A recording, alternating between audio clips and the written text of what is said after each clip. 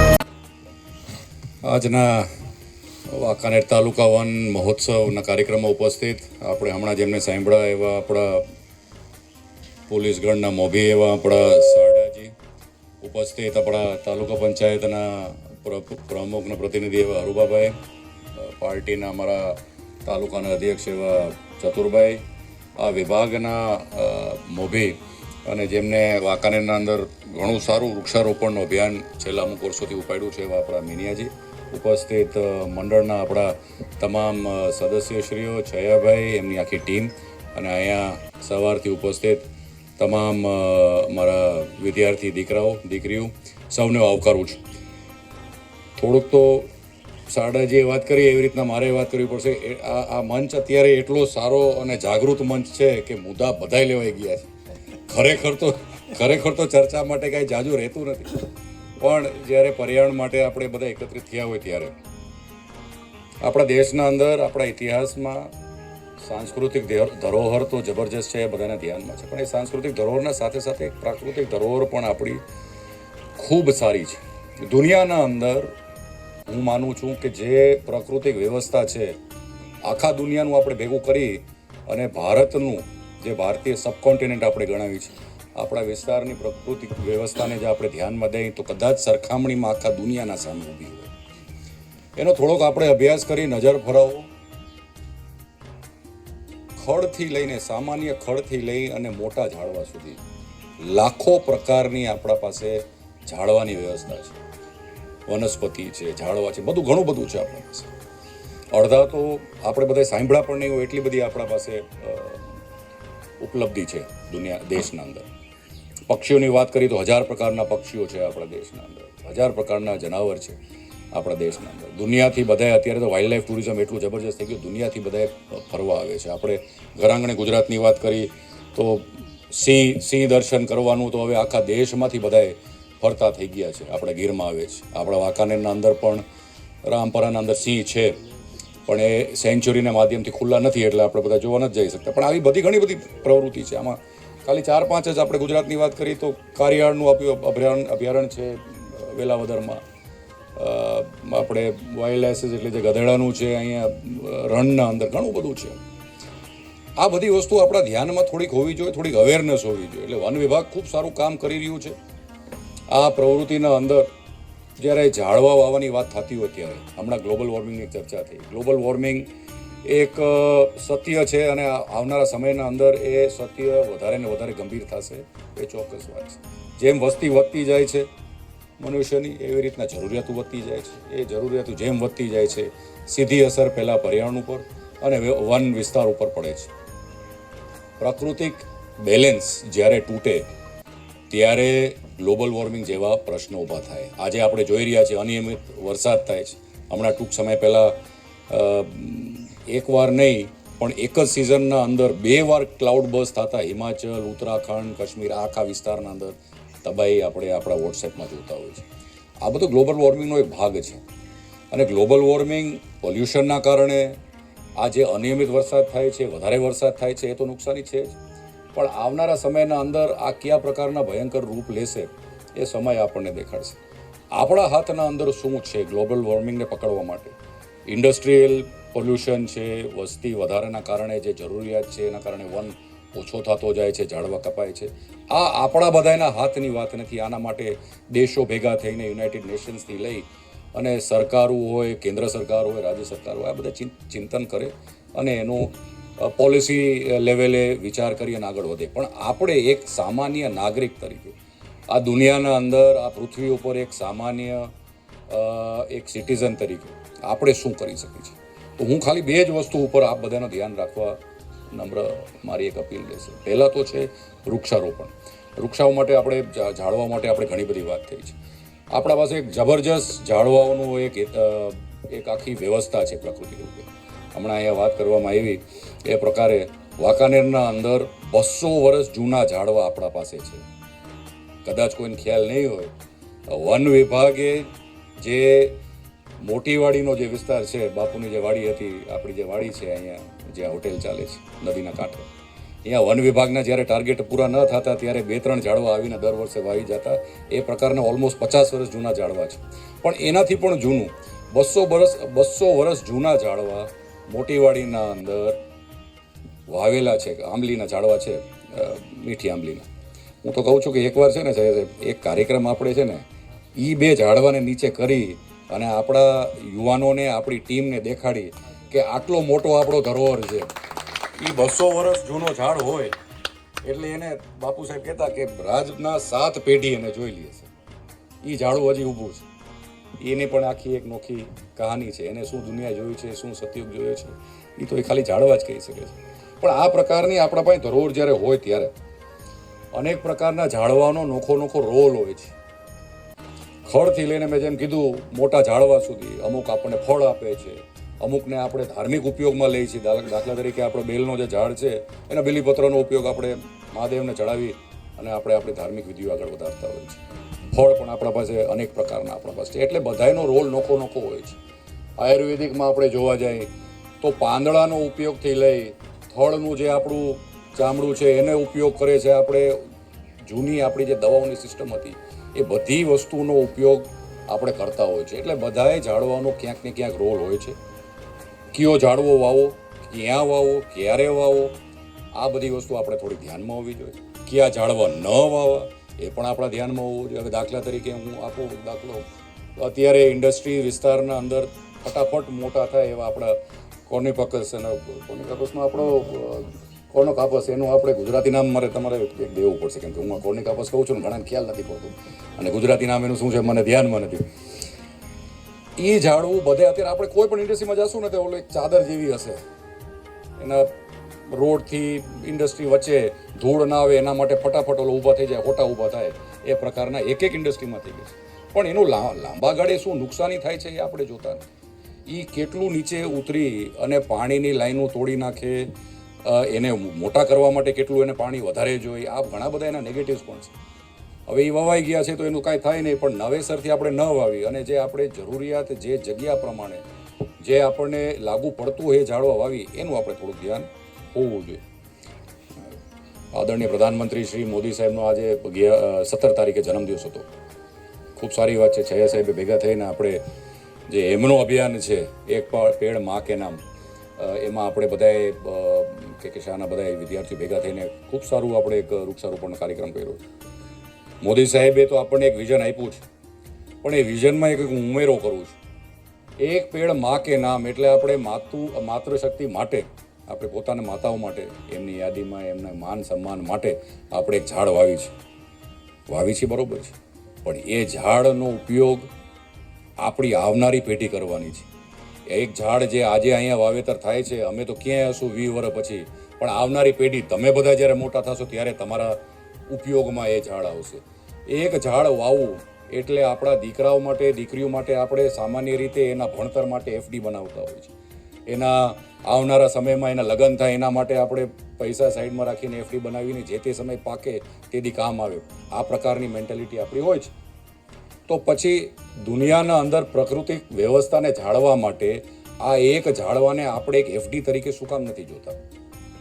ખરેખર આ ઝાડવું આપણે વાવશું, એ પાકશે 20 વર્ષ પછી, જે એ સમયની પેઢી હશે, આ યુવા પેઢી મોટી થઈ રહી હશે અને ત્યારે જ્યારે ઓક્સિજનની અને શુદ્ધ હવાની જરૂર હશે ત્યારે એ ઝાડવા આપણને કામ આવશે. એટલે એક ભવિષ્યની પેઢી માટે પણ માતૃશક્તિના નામ ઉપર પણ આવનારી પેઢીને ના ભવિષ્યને ધ્યાનમાં રાખી અને આપણે આ ઝાડવા વાવી એવી મારી એક અપીલ છે.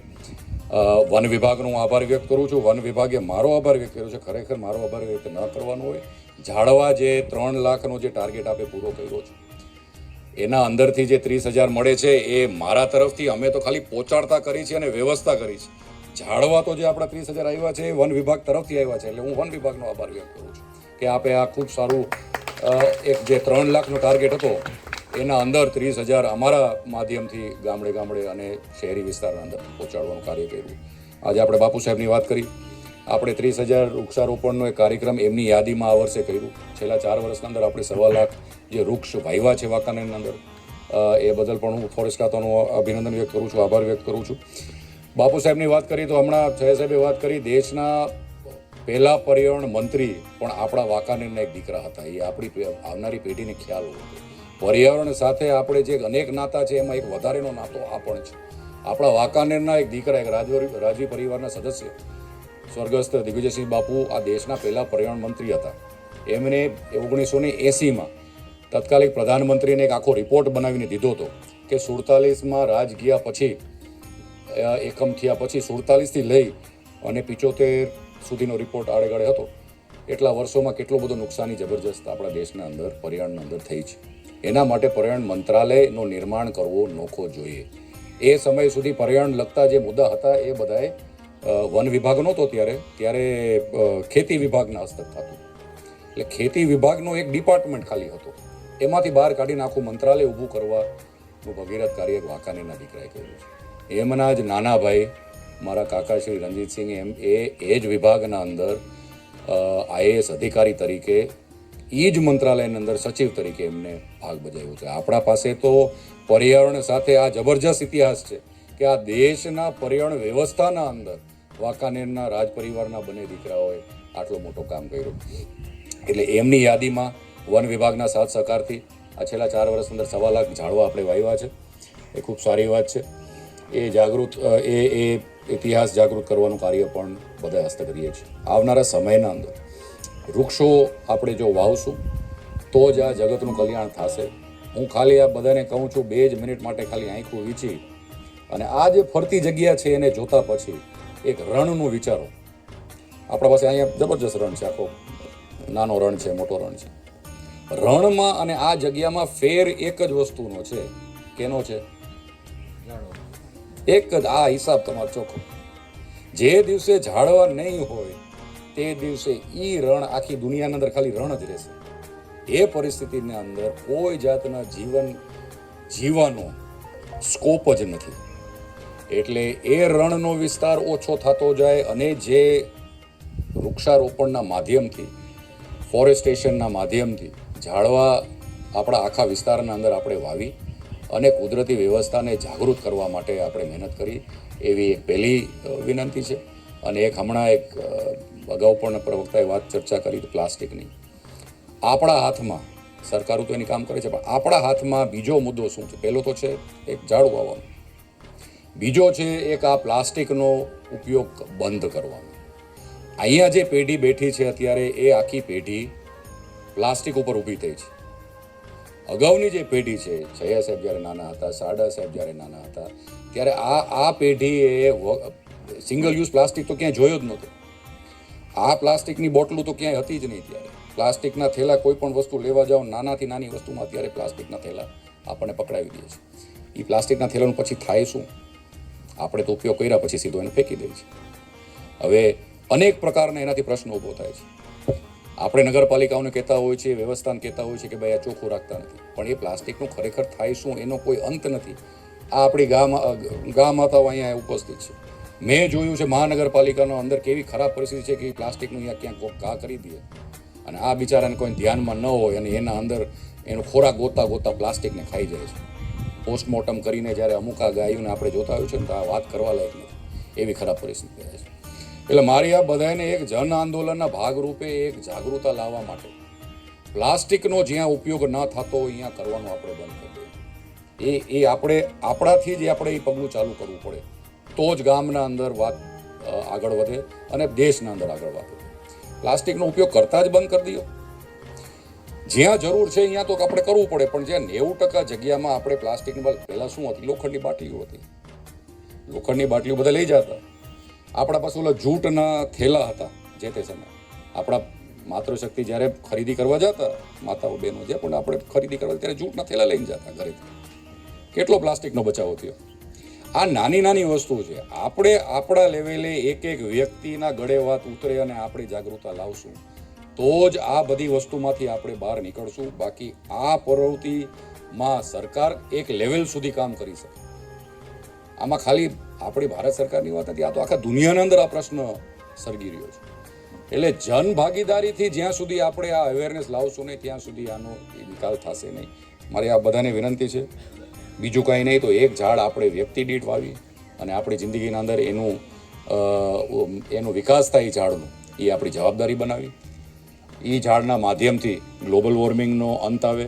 પ્લાસ્ટિકનો ઉપયોગ આપણે ઓછો કરી, જ્યાં જરૂરિયાત હોય ત્યાં જ આપણે પ્લાસ્ટિકનો ઉપયોગ કરી વગર કારણે ન કરી. હું તો કહું છું, તમે જ્યારે જાતા હો છો દુકાનોમાં, જ્યાં જરૂર ન પડતી હોય ત્યાં પ્લાસ્ટિકની ના પાડવાની ટેવ પાડી દીધી.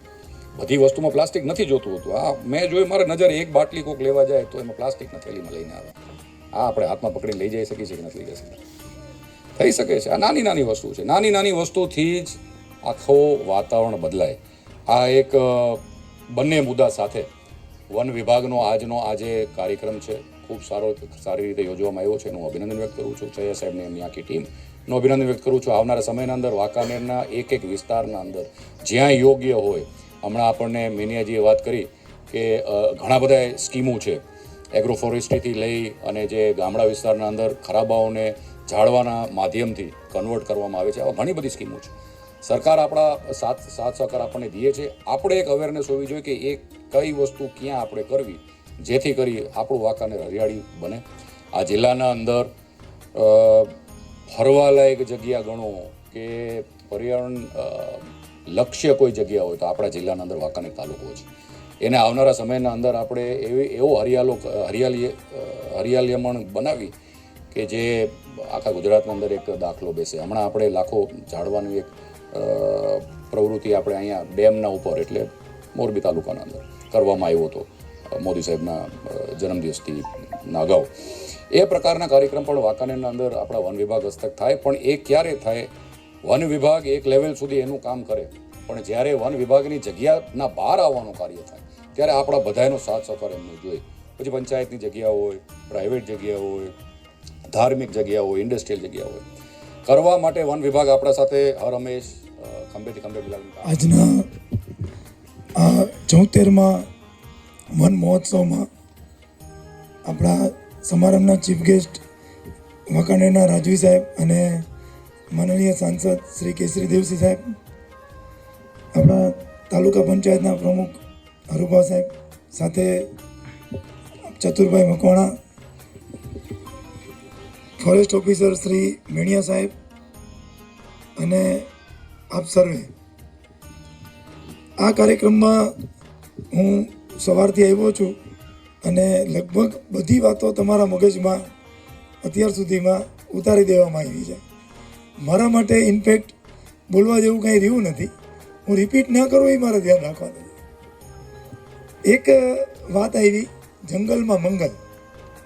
આ જંગલમાં મંગલ એટલે શું? આવીને સિમ્બોલા કરીને નાચવા માંડવાનું? હે છોકરાઓ, પાછળ ઘણા બધા છોકરા બેઠા છે.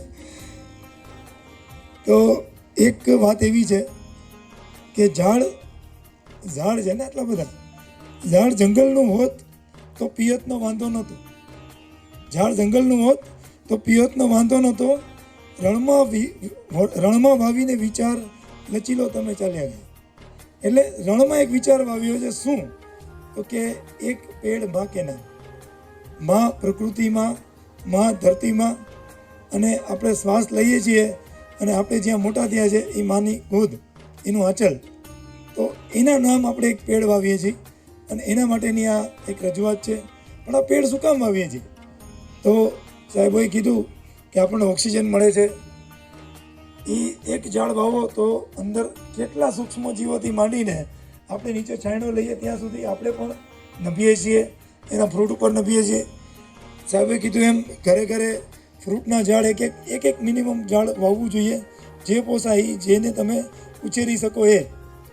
પણ સાથે સાથે આપણે કંઈક પ્રકૃતિને સાથે લઈએ છીએ, પ્રકૃતિને પણ ખીલવાનો મોકો આપીએ છીએ. તો એના માટે પણ એક બે પંક્તિ છે. શું છે? તો કે એક પક્ષી છે એ વૃક્ષ સાથે વાત કરે છે.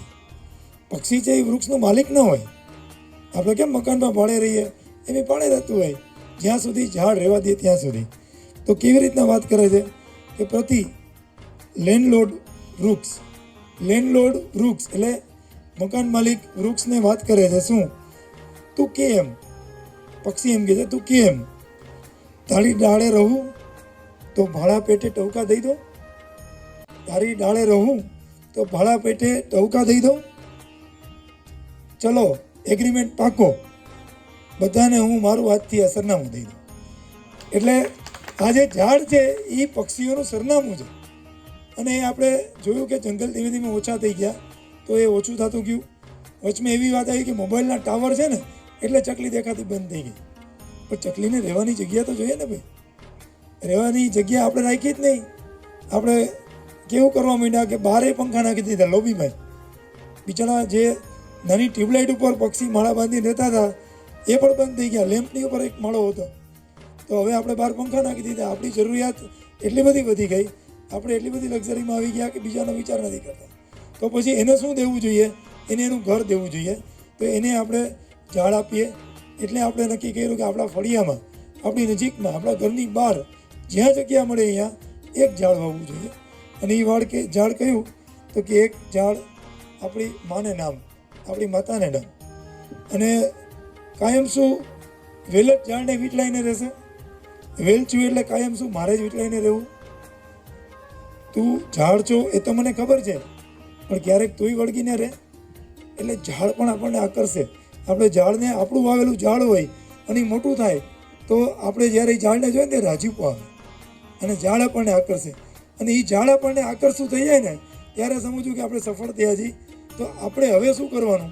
તો કે બીજા 3 મિત્રોને કહેવાનું કે આ ઝાડ જોઈને મને બહુ મજા આવે છે, મેં વાવ્યું છે. આ કાલે વાવ્યું ત્યાં તુલસીનો જે આ પૌધો છે એ નાનકડો છે, 10 દી પછી મોટો થયો, એમાં માંજર આવ્યા, માંજરમાંથી વાવીશ તો બીજા તુલસી ઉગશે. તો આ તો મને બહુ મજા આવી. તો બીજા મિત્રોને ખબર પડશે કે મારે ઝાડ વાવવું જોઈએ, મારે છોડ વાવવા જોઈએ અને મારે પ્રકૃતિનું જતન કરવું જોઈએ. તો એકબીજાને આ વાત ફેલાવવાની છે. જંગલમાં મંગલ એટલે શું? તો કે મેં જેમ કીધું એમ કે મને જે મારું મનગમતું ફ્રૂટ હોય વાવવું જોઈએ. તો એક ખબર છે ઓલું આંબલી ને પીપળી બહુ ફેમસ ગીત છે, તેમાં આંબલી ને પીપળી કેમ ભાઈ? તો કે આપણને સૌથી વધારે મજા ફ્રૂટ જે ખાવાની આવતી હોય ને એક આંબલી છે અને એક આમળો છે. મીઠામાં બોરીને ખાઓ ને મોઢું હમામ થઈ જાય, પણ મજા આવે, અરે જબરદસ્ત મજા આવે. અને મારો જાત અનુભવ કહું છું, રનિંગ કરવાની હતી તો હું ગરીબ પરિવારમાંથી આવતો, એટલે મને બધું પ્રોટીન પાવડર ને ગ્લુકોઝની બધી બહુ ખબર ના પડતી. પણ જે નાના મોટા શિક્ષકોએ સલાહ દીધી હોય એની મુજબ આમળાની કટકી એક હાથમાં, બીજા હાથમાં લીંબુ અને મીઠું રાખ્યા હતા. રનિંગના લેપ પૂરા કરતાં કરતાં જ્યાં શક્તિ ઘટે ને ત્યાં ફટ કરતું એ લીંબુ ને મીઠું હતા, લીંબુ ને આમળો મોઢામાં નાખી દે, શક્તિ પાછી આવી જાય. તમે પાવાગઢનો ડુંગર ચડવા જાઓ ને તો વચ્ચે બધા વેચવા બેઠા હોય, આમળા આપે, લીંબુ આપે, કાતરા આપે. એ તમે મીઠા હારે બોડીને ખાઓ ને તો તમારા બોડીની બધી શક્તિ ખેંચાઈને બહાર આવે. આપણા બોડીમાં શક્તિ ઘણી પડી છે, એને લઈ આવવાવાળા આયન છે ને એની કમી થઈ ગઈ હોય, એ કમી તરત પૂરી થાય. આપણે નહીં ડાયરિયા કે એવું થાય તો આપણે ORS પીએ છીએ, તો એ શું કરે છે? આપણી શક્તિને પાછી જાગૃત કરે છે. તો એ રીતના આ 3ય ઝાડ એવા છે, લીંબુ છે, આમળો છે અને આ કાતરા છે, એ આપણને ભાવે બહુ, પણ એને આપણે ક્યાંય જોયા નથી. તો હવે આપણે નજીકમાં ક્યાંક આ ઝાડ વાવવાનો પ્રયત્ન કરીએ. આપણા મનગમતા ઝાડને વાવીએ. કોઈને જામફળ ગમતું હોય જામફળ વવાય, સીતાફળ ગમતું હોય સીતાફળ વવાય. એમાં જે ફળ આવશે ને એ જોવાની મજા આવશે, એ ફળ ખાવાની મજા આવશે અને બીજાને કહેવાની મજા આવશે. આ મજા બધી લીધી ત્યારે બોનસમાં શું મળે છે? તો કે પ્રકૃતિનું જતન, પર્યાવરણનું જતન મળે છે. ઓક્સિજનનો પર્યાપ્ત માત્રા આપણને મળશે, આપણે નિરોગી રહીશું. આપણા જે ઝાડમાં જરૂરી છે એવા બધા જીવોનો વસવાટ થશે અને એ વસવાટના કારણે આપણું જીવન છે એ લયવાળું બનશે અને સાયકલ છે એ જળવાઈ રહેશે. એટલા માટે આ વૃક્ષો વાવવા ખૂબ જરૂરી છે, જંગલ ઊભા કરવા જરૂરી છે. અને જંગલમાં જે આ મંગલ થયું છે, આજે આપણે બધા ભેગા થયા છીએ, એ વારંવાર આવા કાર્યક્રમો થાય અને જંગલને વધારે ફેલાવો કરી શકીએ એના માટે પ્રયત્ન થાય. એના માટે આપ સર્વેને હું વિનંતી કરું છું. અને આજના કાર્યક્રમનું આયોજન કરીને મને 2 શબ્દ બોલવાનો મોકો આપ્યો એ બદલ હું આયોજન કરનાર ટીમ અને ફોરેસ્ટ ખાતાનો ખૂબ આભાર માનું છું. અને અહીંયા આ જે જંગલમાં આટલા બધા વૃક્ષો વાવીને જંગલને પાછું ઊભું કરવાનો જે પ્રયત્ન ગઢિયા હનુમાનજી મિત્ર મંડળ કરે છે એમને ખૂબ ખૂબ અભિનંદન અને શુભેચ્છા પાઠવી વિરમું છું. Thank you very much. આપણા રાજ્યસભાના સાંસદ શ્રી કેસરી દેવસિંહ ઝાલા, આપણા ડીવાયએસપી સાહેબ શારદા સાહેબ, તાલુકા ભાજપ પ્રમુખ શ્રી ચતુરભાઈ મકવાણા, સૈયા સાહેબ, BRCના બાદી સાહેબ, CRC સાહેબ, શિક્ષક શ્રી, પત્રકાર મિત્રો, વિદ્યાર્થી મિત્રો અને મહાનુભાવો, આપણે આ 76મા વન મહોત્સવ ઉજવાઈ રહ્યો છે ત્યારે વન વિભાગ વાંકાનેર તરફથી આ પ્રસંગે આપનું સૌનું હાર્દિક સ્વાગત કરું છું. આપણે હાલમાં દર વર્ષે વાંકાનેરમાં શું પ્રગતિ થાય છે જે વન પર્યાવરણને લઈને એના વિશે થોડો આપણે ખ્યાલ આપીશું. તો આ વર્ષે આપણે 2025-26નું વર્ષ ચાલી રહ્યું છે, ત્યારે આપણે 3,23,000 રોપાનું આપણે વિતરણ કરી દીધેલું છે. અને હાલમાં આગલા વર્ષ માટે આપણે 2,80,000 રોપાનો ઉછેર પણ કરી રહ્યા છીએ. ઉપરાંત આપણે 2 નર્સરી છે વાંકાનેરમાં, પંચાસર નર્સરી અને વરડુસર નર્સરી, જ્યાં આપણે રોપા વિતરણ કરીએ છીએ. ઉપરાંત ડીસીપી નર્સરી નામની આપણે એક સ્કીમ ચલાવીએ છીએ કે જેમાં આપણે ખેડૂતોને નર્સરી ઉછેર કરવા આપીએ છીએ. તો એમાં આપણે હપ્તાઓ આપતા હોય છે, તો એનો લાભ આપણે આ વર્ષે 2,50,000 જેટલું આપણે ચૂકવણું કરેલું છે. ઉપરાંત 2025-26માં આપણે ખરાબા, સરકારી ખરાબા છે, મંદિર છે, આશ્રમ છે, પ્રાથમિક શાળા છે, મસ્જિદ છે, તો આ બધી જગ્યાએ પણ આપણે ટોટલ કુલ 29,000 જેટલા રોપાનું વાવેતર કરેલું છે. પછી આપણે એગ્રો ફોરેસ્ટ્રીની એક યોજના ચાલે છે કે જેમાં આપણે આ વર્ષે 45 ખેડૂતોને 26,000 રોપા જેટલું ઉછેર કરેલા છે. તો એમને આપણે 2,80,000 જેટલા ચૂકવણું કરેલું છે. અને આ વખતે આપણે બીજા 33,400 રોપાનું વાવેતર કરવામાં આવેલું છે, જેનું આપણે ચૂકવણું કરશું 3,40,000 જેવું. આપણે બાપુ સાહેબે પણ 30,000 વૃક્ષ આપણે વન વિભાગ સાથે મળીને એમને પણ વૃક્ષ ઉછેર કર્યા છે. તેમના માટે પણ એક તાળી વગાડી. ઓકે, જય હિન્દ. બીજું કંઈ નથી જાણે પગલા વસંતના, ફૂલોય બીજું કંઈ નથી જાણે પગલા વસંતના. તો હવે આપણે અનેરા માણસ એક પ્રકૃતિ સાથે એના એમ કહેવાય ને કે ભાઈ પ્રકૃતિના શરણે થઈ ગયા. જય પર્યાવરણ એનો તમે સ્ટેટસ જોશો ને, લોગો, તેમાં એક જ વસ્તુ હશે, જય પર્યાવરણ. વાંકાનેરને ખરેખર જો હરિયાળું બનાવ્યું હોય ને તો એમાં છૈયા સાહેબનો જોરદાર રોલ છે. એના માટે જોરદાર તાળીઓ સાહેબ. છૈયા સાહેબની એક બીજી વાત કરી દઉં ટૂંકમાં, કે આ ચકલીઓ છે ને એ અત્યારે બહુ આમ સરસ મજાની સવારમાં આવીને ગુડ મોર્નિંગ તમને કરે છે આપણા આંગણામાં. તો આ ચકલીઓને બચાવવા માટે સાહેબે ભગીરથ પ્રયત્ન કર્યા છે. વર્ષોથી એના પ્રયત્નો ચાલુ છે. આ માળાઓનું વિતરણ કરે છે અને ચકલી માટે એ સતત વિચારે છે. તો એના માટે પણ સાહેબ માટે જોરદાર તાળી. ટૂંકમાં પર્યાવરણનો જીવતો જાગતો નમૂનો એટલે છૈયા સાહેબ, બરાબર. એના વિશે ઘણા બધા વિશેષણો આપી શકાય કે ભાઈ એક અલ્લડ જીવ પ્રકૃતિનો, બરાબર, કે જેને માત્ર પ્રકૃતિને શરણે થઈ ગયા છે. એક એમ કહેવાય કે જેમ યોગીને એક સાધનાની લગન લાગી જાય એમાં આ વ્યક્તિને પ્રકૃતિની લગન લાગી છે કે પ્રકૃતિ પાછળ જીવો બસ. હા, તો છૈયા સાહેબને હું વિનંતી કરીશ કે તેઓ પ્રસંગને અનુરૂપ પોતાનું વક્તવ્ય આપે. છૈયા સાહેબ. જય પર્યાવરણ. અત્રે મંચસ્થ આપણા વાંકાનેરના મહારાણા અને રાજ્યસભાના સાંસદ એવા કેસરી દેવસિંહજી ઝાલા, અમારે કાયમી જેને અમે યાદ કરીએ અને ગમે ત્યારે કોઈ પણ કામ હોય તો હંમેશા હસતા મોઢે એમ કહી દે કે આવી જાઓ સાહેબ, અને કોઈ પણ વસ્તુમાં મૂંઝાતા નહીં. અને પોતા પાસે સમય ન હોય છતાં અમારી પાછળ અડધી પોણી કલાકનો અમને સમય આપે એવા અમારા ડીવાયએસપી સાહેબ, સાડા સાહેબ. અને સૌ વિશેષ આજ આનંદ એ છે કે આ જગ્યામાં પરિવાર સાથે આવ્યા છે, એનો સૌથી વિશેષ આનંદ છે આજે. અને યુવાનોએ ખાસ શીખવાનું છે કે સાહેબ સવારે 4 વાગે પોતાની ડ્યુટી પૂરી કરી અને પાછા અત્યારે અહીંયા હાજર પણ થઈ ગયા અને ટાઈમ ટુ ટાઈમ આવી ગયા સાહેબ. એટલે એમના માટે ખૂબ મને આનંદ છે. સાથે સાથે ચતુરભાઈ, આરએફઓ સાહેબ, મેણિયા સાહેબ, પ્રભુ તારી અકળ ગતિ પતંગિયાના પેટમાં બધી.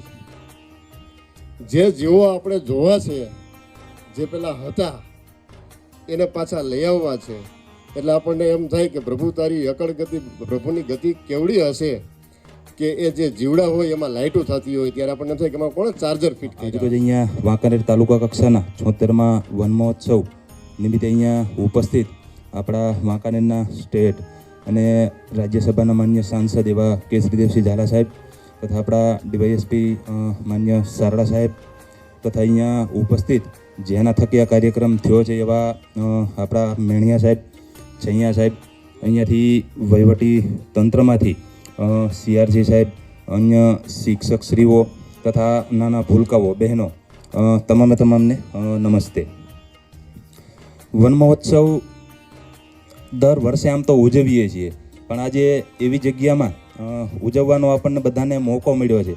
આ કાર્યક્રમ મેં મારા ગામની પણ અંદર પણ જ્યારે સાહેબ નવા આવ્યા હતા ત્યારે કર્યો હતો, ત્યારે ત્યાં પણ વૃક્ષોને લગાવ્યા હતા. પણ આજે જે પ્રકૃતિ વચ્ચે જે આપણે કાર્યક્રમ કરીએ છીએ એનો આનંદ અનેરો છે બધાને, કે સરસ મજાનો ચારે તરફથી કિલ્લોર થતો હોય, લીલોતરી આપણને જોવા મળતી હોય, ચારે બાજુ વૃક્ષો માત્ર હોય, બરાબર. તો એવું આ રમણીય સ્થળ આપ બધાને મળ્યું છે. આ સ્થળ સારામાં સારું વિકસે, આ પણ પર્યટન સ્થળ બને. અહીંયા પણ વાંકાનેરની આમ જનતા જે છે એ ધીમે ધીમે આવે અને સારું અને સ્વચ્છ સ્થળ બને એવી આપ બધા પ્રયત્ન પણ કરીએ.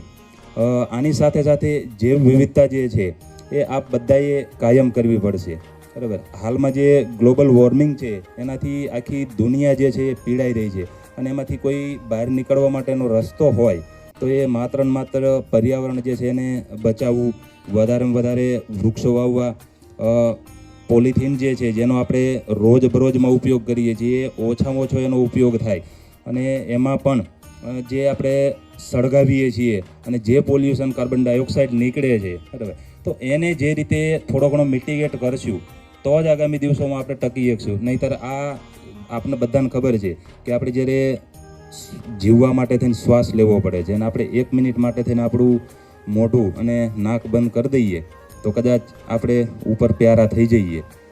આવું શ્વાસોશ્વાસની જે પ્રક્રિયા છે એ તમે બધા ધીમે ધીમે એવો શ્વાસ લઈ રહ્યા છે કે જેથી કરીને હાલમાં પણ તમે જોયું હોય તો ક્લાઇમેટ ચેન્જની અસરના લીધેથી હું 2 દિવસ પહેલાં એક સોશિયલ મીડિયામાં વિડીયો જોતો કે રોડની એક સાઈડમાં ફૂલ જોશમાં વરસાદ હતો, બીજી બાજુ બિલકુલ કોરું હતું. તો આ ક્યાંક ને ક્યાંક ક્લાઇમેટ ચેન્જની અસર છે, જે સૌથી વધારે અસર આ ખેડૂતો આવનાર પેઢી ભોગવવાની છે. એટલે એમાંથી ક્યાંક ને ક્યાંક આપણે જો બહાર નીકળવું હોય છે, જ્યાં વરસાદ થાય છે ત્યાં પુષ્કળ વરસાદ પડી જાય છે, જ્યાં નથી થતો અહીંયા બિલકુલ નથી થતો, તો ક્યાંક ને ક્યાંક આ ગ્લોબલ વોર્મિંગ જે છે એનાથી આખી દુનિયા પીડાય છે.